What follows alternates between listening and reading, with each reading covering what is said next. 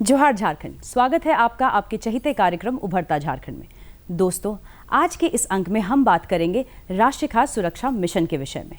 दलहन उत्पादन में आई स्थिरता एवं बढ़ती जनसंख्या की खाद्य उपभोग को ध्यान में रखते हुए सरकार किसानों की आर्थिक स्थिति में सुधार लाने के लिए कई योजनाएं निरंतर बनाई जा रही हैं। और यह आप देख सकते हैं पिछले वर्ष, जहां पे रबी के प्रमुख फसल गेहूं के अलावा दलहन की खेती पर जोर दिया गया और इस वर्ष लगभग 38,000 हेक्टेयर में रबी के फसल उगाए जाएंगे और सरकार ने सुनिश्चित किया है कि किसानों को तमाम सुविधाएं उपलब्ध कराई जाए ताकि उनकी आर्थिक स्थिति मजबूत हो। चूंकि दाल की खपत ज़्यादा है तो उसकी खेती से किसानों को मुनाफा भी ज़्यादा मिलेगा। तो किसानों के जीवन में हो रहे इस सकारात्मक बदलाव को आइए विस्तार में जानते हैं आज के इस अंक में। अरहर की दाल से कौन परिचित नहीं है। हिंदुस्तान के हर घर की रसोई में ये मिल जाएगी। हर उम्र के लोग यहाँ इसे बड़े शौक से खाते हैं। ये प्रोटीन का एक उत्तम और सस्ता स्रोत है जिसे शाकाहारी लोग भी खाने में प्रयोग करते हैं। अपने देश में जितनी इसकी आवश्यकता है उतनी इसकी उपज नहीं हो पाती। अतः पूरे देश में खाद्य सुरक्षा मिशन के अंतर्गत दलहन की खेती को बढ़ावा दिया जा रहा है। अपना झारखंड भी इस कार्यक्रम से अछूता नहीं है। आत्मा संस्थान के द्वारा अरहर की खेती को बढ़ावा देने के लिए दलहन के कार्यक्रम सुदूर गांव तक पहुंचाए जा रहे हैं। झारखंड के पूर्वी सिंहभूम जिले के बहरागोड़ा प्रखंड के गांव इसके जीते जागते उदाहरण हैं। बहरागोड़ा प्रखंड जो कि पश्चिम बंगाल की सीमा से सटा हुआ है, यहाँ के ज्यादातर किसान धान की खेती किया करते हैं। ये जिला धान उत्पादन के मामले में पूरे झारखंड में अव्वल दर्जा रखता है। विडंबना ये है कि यहाँ के किसान धान की खेती के अलावा अन्य खेती से दूर भागते हैं। अतः आत्मा संस्थान द्वारा इन्हें जागरूक कर अरहर की खेती की ओर भी मोड़ा गया है। फसलों में आई विविधता के कारण इनकी आमदनी बढ़ रही है। इसके अलावा इनकी थाली में प्रोटीन का उत्तम स्रोत उपलब्ध हो रहा है। इतना ही नहीं, अरहर की फसल लेने की वजह से इनके खेतों की उर्वरा शक्ति भी बढ़ रही है। यहाँ के किसान अरहर की खेती से मिलने वाले चौतरफा लाभ से काफी खुश हैं। राष्ट्रीय खाद्य सुरक्षा मिशन के अंतर्गत जो दलहन कार्यक्रम चलता है, उसके अंतर्गत बहरागोड़ा प्रखंड के कुमारडोगी पंचायत के 3 गांवों में, जो कि किया झरिया, मालकुंडा और पाटपुर, ये 3 गांव हैं। यहाँ हम लोग 50 से 55 किसान हैं जिनको हम लोगों ने अरहर का बीज दिया था और वो काफ़ी उत्साह के साथ अरहर का खेती कर रहे हैं। और उम्मीद है कि बहरागोड़ा प्रखंड का जो वाला एरिया है, जो काफ़ी रुचि रखते हैं दलहन उत्पादन में, आने वाले दिनों में उनको उनकी आर्थिक स्थिति काफ़ी सुधार होगी उसमें। बहरागोड़ा प्रखंड के किसान जो मुख्य रूप से धान की खेती किया करते हैं, वे अपनी ऊपरी भूमि का उपयोग खेती के लिए नहीं किया करते थे। अतः आत्मा संस्थान ने उन्हें वैसी भूमि पर दलहन की खेती करना सिखाया। इससे यहाँ के किसानों की भूमि का सदुपयोग तो हुआ ही साथ उनकी आमदनी भी बढ़ी। हम लोग तो बहरागोड़ा प्रखंड को जानते हैं कि वह धान का कटोरा माना जाता है और वहाँ पर धान का अत्यधिक उत्पादन होता है। अभी जैसे हम लोग जो अगहनी धान हो तो होता ही, उसके अलावा जो समर का धान है वो उसके होता ही है। लेकिन कुछ ऐसे भी क्षेत्र हैं जहाँ पर किसानों को मोटिवेट करना जरूरी था कि वो सिर्फ चावल का ही खेती ना करें, बाकी जो उनका जो एरिया बच रहा है, जिसको लोग ये जो मेड़ है या जो अपलैंड है, उसको अगर उसमें दलहन का खेती करें तो उनको और ज़्यादा मुनाफा मिलेगा। यहाँ के किसानों को खाद्य सुरक्षा मिशन के अंतर्गत दलहन की खेती के लिए प्रोत्साहित किया जा रहा है। इसके लिए उन्हें हर संभव मदद की जा रही है। दलहन में उनके फसलों की पैदावार बढ़ाने के लिए उन्हें उन्नत किस्म के बीज भी मुफ्त में उपलब्ध कराए जा रहे हैं। इससे यहाँ के किसानों को अब दलहन की खेती से भी फायदा पहुँचने लगा है। यही वजह है कि यहाँ के किसानों का रुझान दलहन की खेती की ओर बढ़ने लगा है। हाँ, हम लोग मान सकते हैं कि उनकी रुझान बढ़ी है। और पहले ऐसा नहीं है कि पहले भी नहीं करते थे, लेकिन अब हम लोग उनको उन्नत बीज दे रहे हैं और जिससे अधिक उनको फायदा पहुँचे, उत्पादन अधिक हो, इसलिए उनका रुझान इस ओर आया है। सुदूर क्षेत्रों के कारण बहरागोड़ा प्रखंड में पहले किसानों को किसी तरह की सुविधा मिलनी मुश्किल होती थी।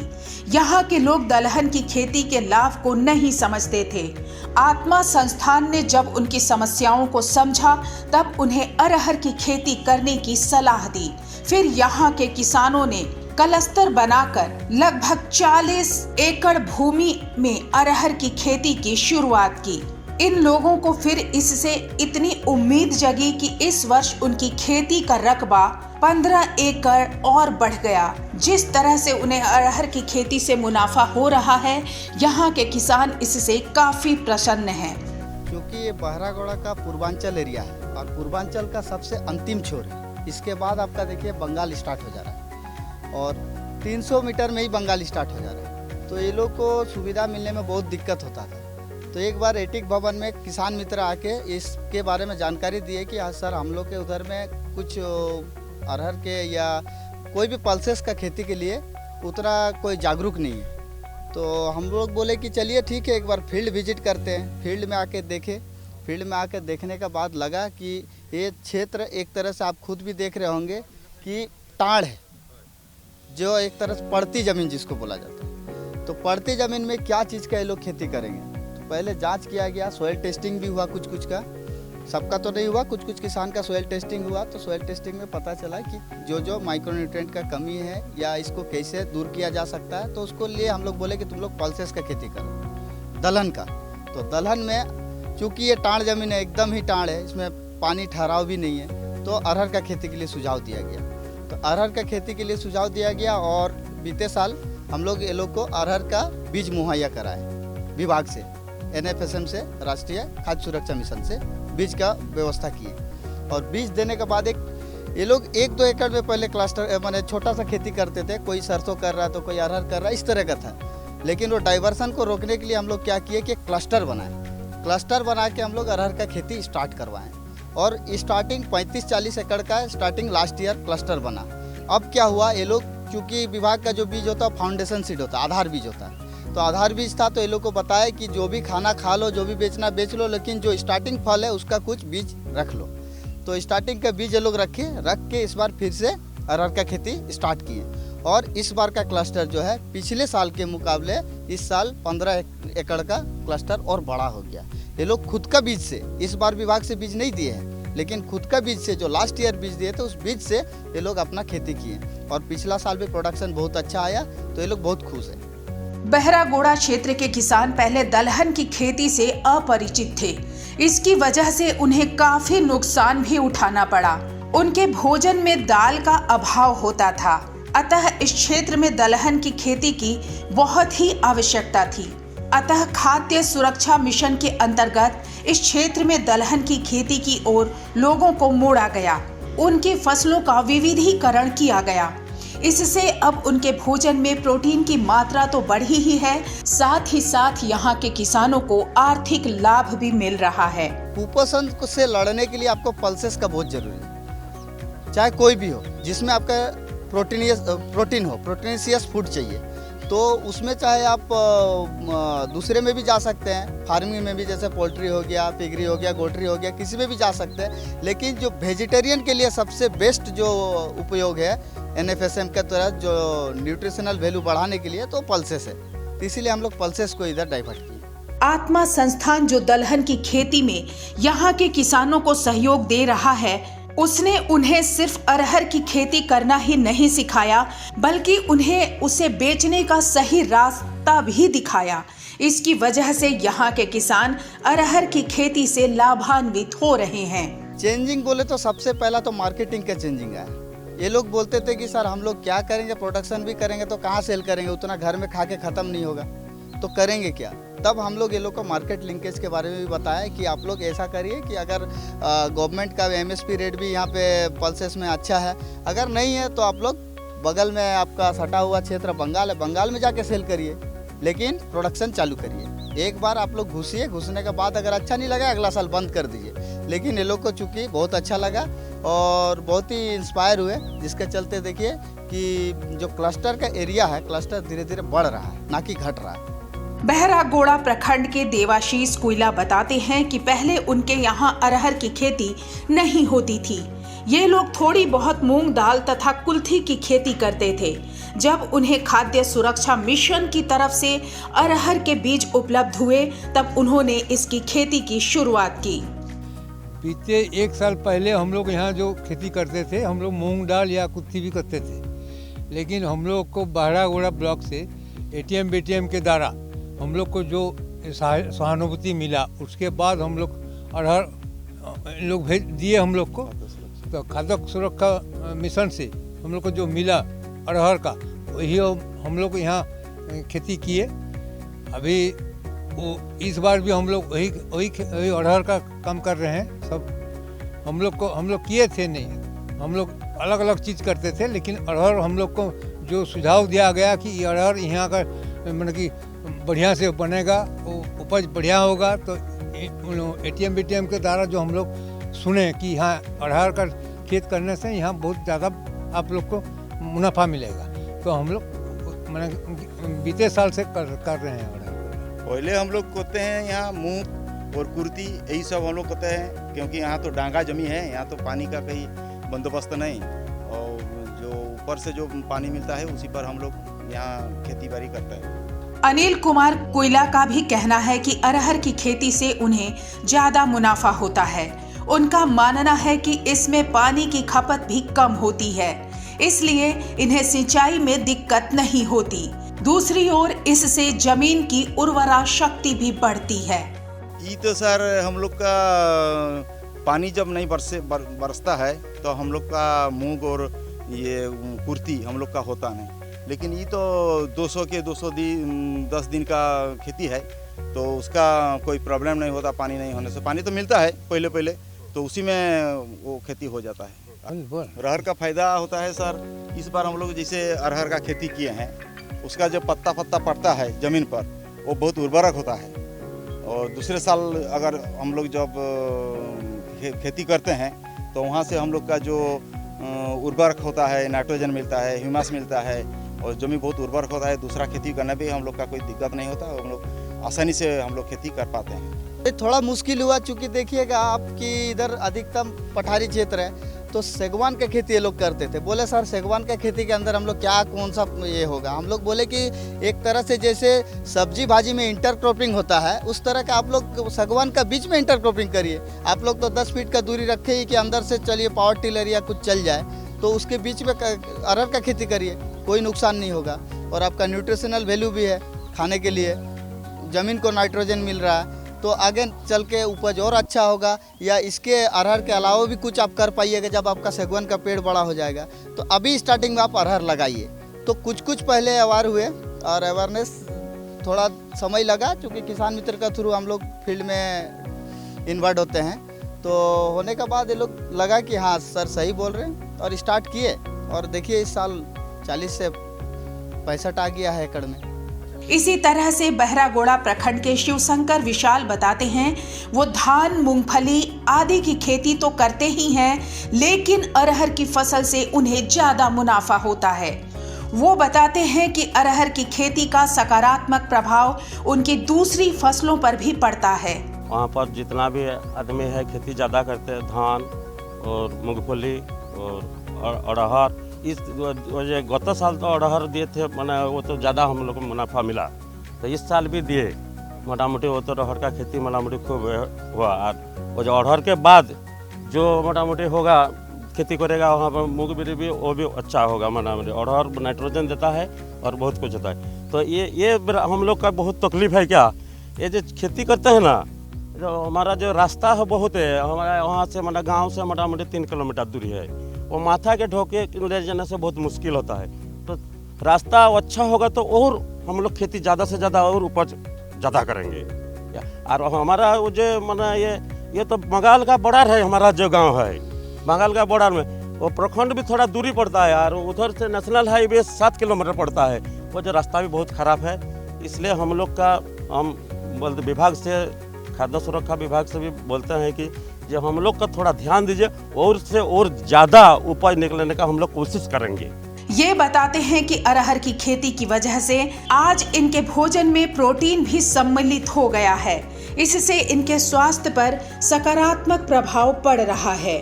स्वास्थ्य के लिए मोटा मोटी होता है कि मैंने अरहर जो खेती करते हैं ना, वो हम लोग साल भर दाल खाते हैं, तो उसमें शरीर का ज़्यादा प्रोटीन मोटा मोटी होता है, मोटा मोटी स्वास्थ्य भी ज़्यादा होता है और जो अच्छा पोषण भी दूर होता है। मैंने इसलिए अरहर खेती बहुत अच्छा है और अरहर खेती हम लोग और ज़्यादा करेंगे। ये जो अरहर जो दाल करने के लिए मशीन होता है ना, वो मशीन का अभाव है, तो हम लोग का ये चाकी जो है ना, वो चाकी में करते हैं, तो मशीन होगा तो और ज़्यादा अच्छा होगा और भी ज़्यादा खेती करने होगा। बहुत तो मोटा मोटी कम से कम 50 एकड़ तो 40 एकड़ तो 50 एकड़ तो खेती हो गया हमारे गाँव में। तो मशीन एक दो तो हम लोग मतलब उधर हो जाता है, बंगाल जाना पड़ता है दाल भांगने के लिए, कम से कम 12 किलोमीटर है गोपालपुर। वो बताते हैं कि पहले इनके यहाँ शुरुआत में सिर्फ 2-4 किसान ही अरहर की खेती से जुड़े थे। वे सिर्फ 3-4 एकड़ में इसकी खेती किया करते थे। फिर जब से आत्मा संस्थान ने क्लस्टर के तहत इसकी खेती करवानी शुरू की, तब से गांव में इसकी खेती का रकबा काफी बढ़ गया। इसमें मुनाफा देकर यहाँ के हर किसान इसकी खेती से जुड़ने लगे। देखिए, जो हम लोग को मोटा मोटी शुरू करते ना 2-4 आदमी मोटा मोटी एक होते हैं 3-4 एकड़ मोटा मोटी खेती करते हैं। और वो भी जो हम लोग मोटा मोटी सरकार से मोटा मोटी ATM BTM से जो सहयोग मिला ना, तो हम लोग एक क्लस्टर बनाया। तो वो क्लस्टर बना के आज हम लोग 40 से 50 एकड़ ज़मीन हमारा गांव में खेती बन गया। तो हम लोग बोलते हैं और दूसरा अगले साल और बढ़ने के लिए कोशिश करेंगे, ज़्यादा से हम लोग का सहयोग कीजिए।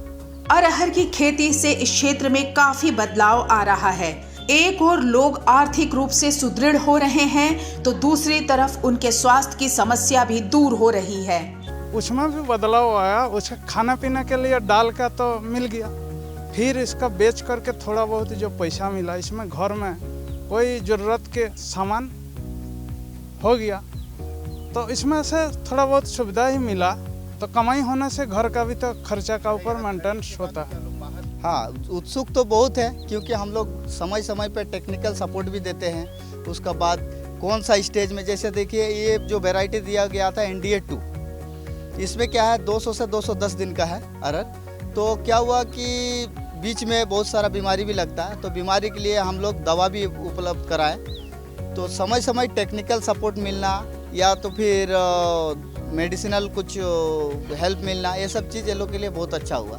तो धीरे धीरे करके ये लोग और ज़्यादा माने क्लस्टर बढ़ा रहे हैं। यहाँ के किसान पहले गरीबी के कारण आजीविका की तलाश में अन्य प्रदेशों में पलायन भी कर जाते थे। अब जब से यहाँ अरहर की खेती हो रही है, तब से किसानों को इनके गांव पर ही आमदनी का जरिया मिल जाने से पलायन पर अंकुश लगना शुरू हो गया है। हाँ, यहाँ से बाहर भी जाते हैं। हमारा गांव गरीब टाइप का गांव है, वहाँ पर किसान बहुत है और मजदूर भी है। रुक जाएंगे आने के समय में जो अब बाहर जाते हैं, मान लो हम लोग का वहाँ साधन मिल जाएगा काम करने के लिए, कमाई का कुछ साधन मिल जाएगा, तो उसको बाहर जाने का तो ज़रूरत नहीं पड़ेगा, वहीं पर वो कमा सकते हैं। उसका सब घर परिवार खिला पिला करके वो रह सकते हैं। जैसे हम लोग देख रहे हैं कि वहाँ पर तो चावल के मामले में कह लीजिए लीड कर रहा है, न केवल पूर्वी सिंहभूम को, पूरे झारखंड को, और बंगाल से सटा हुआ एरिया है।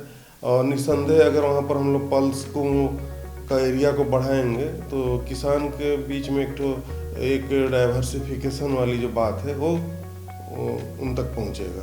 भारत में अरहर की खेती एक आवश्यकता है। देश दलहन की पूरी आवश्यकता स्वयं पूरी नहीं कर पा रहा है। ऐसी स्थिति में इस ओर विशेष ध्यान देना अति आवश्यक हो गया है। अरहर की खेती के वस्तुतः कई फायदे भी हैं और इसमें विशेष सिंचाई की आवश्यकता नहीं पड़ती। अतः जहां सिंचाई की व्यवस्था नहीं है वहां भी इसकी खेती आसानी से की जा सकती है। पुनः इसके पत्तों को खेतों में गिरने से खेतों की उर्वरा शक्ति बढ़ती है। इसके अलावा इससे आमदनी भी अधिक होती है। आत्मा संस्थान ने पूर्वी सिंहभूम जिले में तो इसे प्रमाणित कर दिया है। लोग इससे अपनी आमदनी बढ़ा रहे हैं और इससे देश आत्मनिर्भरता की ओर बढ़ रहा है। तो दोस्तों, उम्मीद है कि आपको आज का यह कार्यक्रम पसंद आया होगा। विकास की एक नई कहानी लेकर आपके समक्ष फिर प्रस्तुत होंगी। तब तक के लिए इजाजत दीजिए। नमस्कार।